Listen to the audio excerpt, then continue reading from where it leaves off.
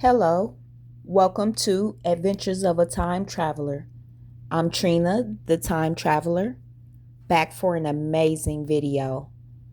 So, I want to go over one of the first um, downloads that I saw when I was ascending last year. And I've always had visions, but this is kind of when I truly started to believe in myself and the things that I was seeing. So, as I was falling asleep in between the sleep state, I had a vision that there were two young ladies coming out of a nightclub and they were going to their car, but one of the young ladies, her boyfriend was stalking them outside of the club. So as they were coming out, he came up and he approached and confronted the two ladies.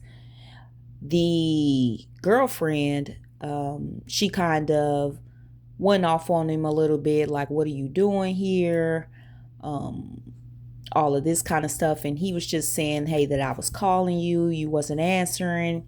And she was saying, "Well, I was out. Like, I didn't hear my phone," and all of this stuff. And as they're going back and forth, he pulls out a gun and they see the gun and they both are like, "Oh shit." So they take off to their car and they get to the car and they kind of struggle a little bit, in shock, but they get in the car and the boyfriend comes over to the driver's side to where the girlfriend was and he begins to bang on the window and like pull at the car door, and he stepped back and she was like, "No, no, no," and the gun went off and he unalived her. The friend was in shock and she started to kind of like um, bend down underneath the dashboard as much as she could, kind of in a fetal position.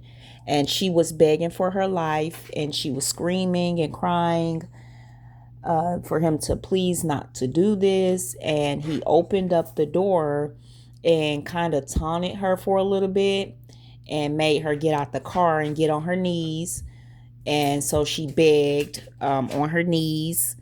And then he took the weapon and he unalived her too. The crazy part about it though was I believe that this was in a city probably not too far, somewhere in the Midwest.